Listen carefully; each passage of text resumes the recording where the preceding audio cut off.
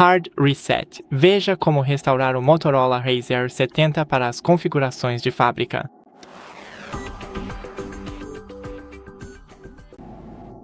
Primeiro, vá para as configurações. A partir daqui, precisamos navegar até Sistema, Opções de redefinição e, aqui, apagar todos os dados, redefinição de fábrica.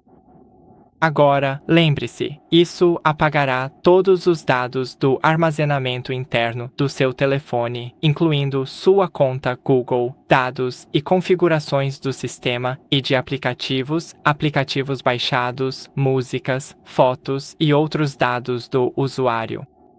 E você pode ver que está atualmente conectado nas seguintes contas.